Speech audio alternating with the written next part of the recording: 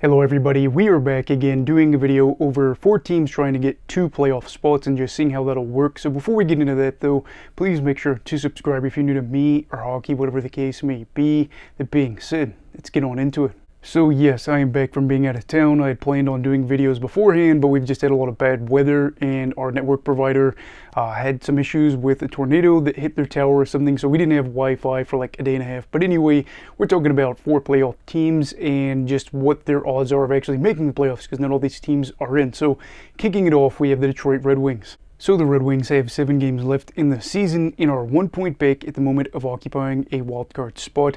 They have 82 points in 75 games played, which is actually their best season since 2016. However, they have gone 4-10-2 over their last 16 games and have seen their playoff odds kind of take a big hit at the moment.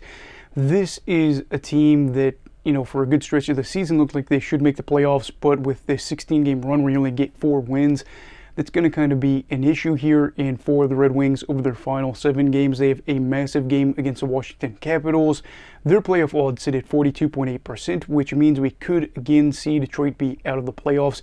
While this still would be a season that is better than what we've witnessed in recent years, you'd have to think the absence of Dylan Larkin when they had some games where they didn't get to have him and they lost like 8 of 9 is going to be something you look back at if you're a Wings fan and say we're frustrated. But yeah, with 7 games left, they're there, and the question will become, can they take advantage of those matchups, especially against the Caps? And then you have the New York Islanders. Now the Islanders do have 7 games left and are 2 points back of knocking the Washington Capitals out of a wild card spot, and they have 81 points in 75 games played. This would be their 5th playoff appearance in the past 6 seasons.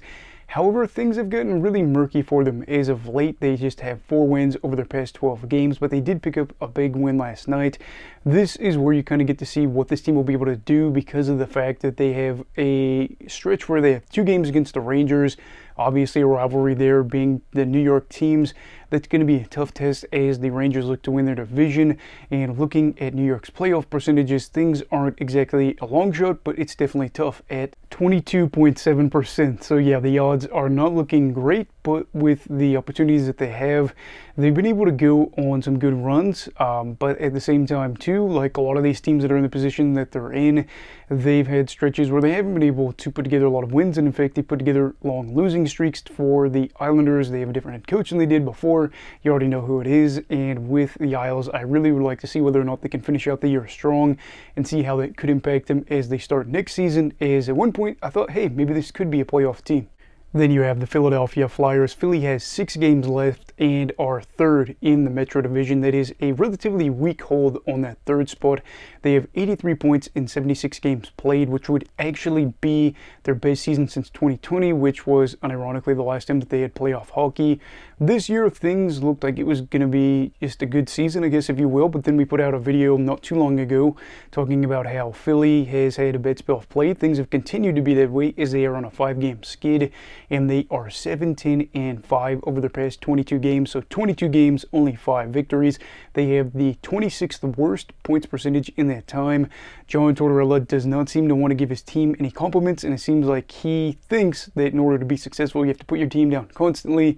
Right now, I don't really know what your logic would be with that, but yeah, the Flyers are looking rough, and they are a team that has a series finale against the Washington Capitals, which could be the difference between them making the playoffs and not with how things have gone lately. They haven't really inspired me with a lot of confidence, or they've inspired me to think of them in a confident manner, as they had a stretch of games between the Blackhawks and the Canadiens where they lost by a combined score of 9-2. Their playoff odds sit at 61.9%, and they probably can make it as a wild card, but I don't know if they're going to hold on to that 3rd spot in the Metropolitan. And then you have the Washington Capitals. They have 8 games remaining, so the most out of all these teams, and are a side that currently is within the wild card. They are in the 2nd wild card spot. This is a team that actually has more points than they did last season. They had 80 points. For now, they have 82 points in 74 games played, and they are looking to keep the ball rolling, if you will. They had a good run up until recently. They have lost 3 in a row, but they have 2 really big games against the Detroit Red Wings and the Philadelphia Flyers. We already know how the Philly game is the final one of the season, but if you're looking at this and you're saying for the Capitals, while they have 2 teams over their final 8 games that have serious implications for whether or not they make the playoffs, that's true, and it's something to watch out for. Their playoff odds sit at 54.8%, and it does make you wonder a bit if they're going to be able to get the job done, and if they handle business against the Caps, not the Caps, excuse me, it's the Red Wings and the Flyers. I don't know why I was getting tongue-tied there. You'd have to think that they can make it. 54.8% for the playoff percentage does seem like up in the air, but if I got to be honest, out of all these teams remaining, I think they'd be the safest because they have some extra games to play with and have the ability to get the games to OT where they'd get some points out of it and then kind of impact the other team. So yes, those are the 4 teams, and over their final stretch, it's going to be very, very weird to watch out for the standings because you know that there could be a lot of moving around over this period. Personally, if I'm being honest, like I said, Washington does seem like one of the teams that should be able to get in. Looking at the Red Wings, they're in the Atlantic. They would really need the Maple Leafs to go on a bad tear, so I don't think it's going to happen. Tampa Bay seems to be locking up a wild card spot too, so that's why if you are a Red Wings fan especially, you would like to see the Capitals move up into the 3rd spot in the Metro and then just have Philly just keep on losing because of the fact that they've played more games than other teams, and you know that you have the opportunity to take advantage of that, whereas if Philly starts winning with Washington having more games in hand, it's going to be a problem. Out of all this, do I really know who's going to make it? I couldn't tell you at the moment. With the other 3 teams, I would like to think Detroit maybe, but still too, you just never really know with how inconsistent they've been as of late. I feel like with the Islanders, playing the Rangers twice especially is going to be tough, but it is going to be a fun thing to watch out for, and we'll get to see. But anyway, those are just some of my thoughts on the 4 teams in the playoff picture that are trying to get into the playoffs, and there is that. And again, I did want to apologize too for not putting out videos for a while. Like I said, I was out of town on Friday, and then just the weekend was really crazy, a lot of things going on, and then this past 2 days, not really my fault, but I will be honest, we went back to the city that we lived in before. I haven't really talked a whole lot about my personal life on here, and it was really good to be back there. Hadn't been there in almost 2 years, and it was something where I definitely felt a little bit sad. I'm going to be honest with you guys. I don't really talk about, again, my stuff outside of hockey and things like that.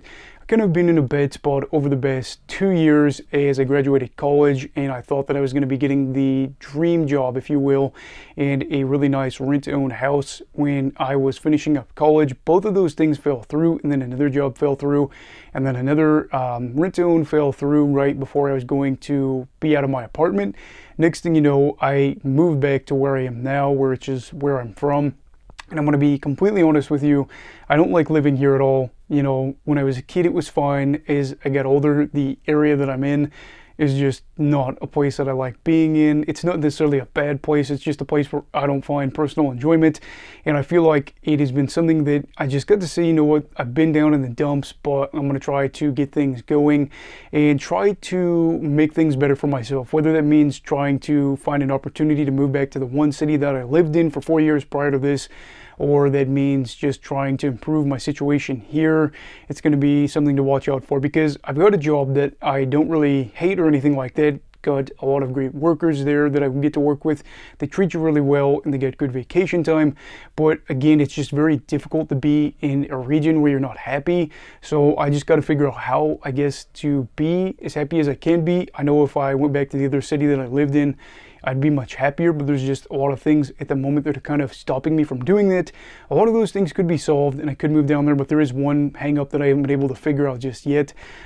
So there is that. So, you know, just kind of one of those things where I did want to talk to you guys. If you feel like a couple of years ago, maybe I was a little bit more jolly, might have been the case. I really don't know because, again, just kind of in a spot where I have a lot to be thankful for, but at the same time too, I'm sure if you've lived in an area where you don't like it and you understand that maybe there's not a great opportunity to move out of that area for a bit, and again, I've almost been here 2 years now living in the area that I grew up in, you just kind of know that it feels like at times it's a little bit hopeless, but again, going to try to just use the experience that I had where I get back to the city that I lived in before this for 4 years and just kind of motivate me to do something to try to improve whatever I'm kind of dealing with and to try to take a step forward and get out of this funk that I've been in. But anyway, no need to kind of continue on with this, and who knows if I'll even put this part in there, but I did want to share that, guys, with you so that we can kind of get a little bit more of a feel, especially for some of the older viewers, to see if maybe something feels off. But anyway, what are your thoughts on the playoff teams